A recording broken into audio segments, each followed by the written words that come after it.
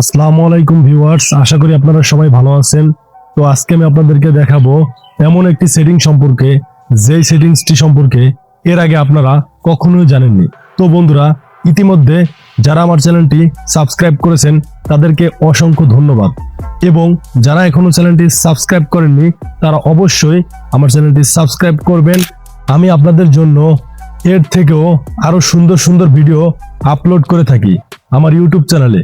আর সেই সকল ভিডিওগুলো আপনারা সবার আগে পাবার জন্য পাশে থাকা বেল আইকনটি অবশ্যই অল সিলেক্ট করে রাখবেন।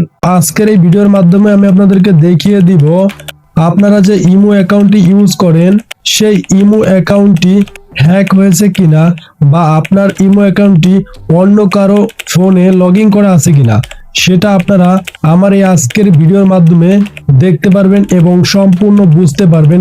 যদি আপনারা ভিডিওটি না টেনে প্রথম থেকে শেষ পর্যন্ত দেখেন তাহলে বুঝতে পারবেন যে আপনাদের ইমো অ্যাকাউন্টটি অন্য কারোর ফোনে লগ ইন করা আছে কিনা। তো বন্ধুরা, আর কথা না বাড়িয়ে প্রথমে আমি চলে যাব আমার ইমো অ্যাকাউন্টে। তো বন্ধুরা, আপনারা আপনার ফোনের ইমো অ্যাকাউন্টে চলে যাবেন। তো ইমো অ্যাকাউন্টটি অবশ্যই আপডেট করে নেবেন। করে নেওয়ার পরে ইমো অ্যাকাউন্টে চলে যাওয়ার পরে উপরে দেখতে পারবেন যে ইমো প্রোফাইল নামের একটা অপশন আছে। সেই ইমো প্রোফাইল অপশনটিতে একটা ক্লিক করে দিবেন।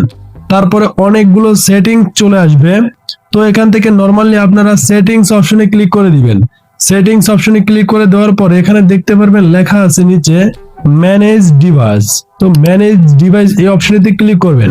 ক্লিক করার পরে এখানে দেখতে পারতেছেন এখানে কিন্তু রিয়েলমি নামের একটা ডিভাইসে আমার এই ইমো অ্যাকাউন্টটি লগ ইন করা আছে। তো বন্ধুরা, এই রিয়েলমির ডিভাইসটা কিন্তু আমারই ফোন, সেজন্য এখানে একটাই ডিভাইস শো করেছে, যেহেতু আমার ইমো অ্যাকাউন্টটি একটা ফোনে লগ ইন করা। এখানে যদি আরো 2-3টা ফোন লগ ইন করা থাকতো তাহলে কিন্তু তার নিচে আরো ডিভাইস গুলো দেখা যেত। তো যেহেতু দেখা যায়নি, তার মানে বুঝতে হবে যে আমার ইমো অ্যাকাউন্টটি হ্যাক হয়নি।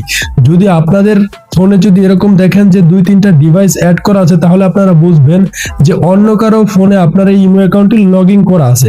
তো এই ছিল আজকের ছোট্ট একটি ভিডিওটি যদি প্রথম থেকে শেষ পর্যন্ত দেখেন তাহলে তো বুঝেই গেছেন।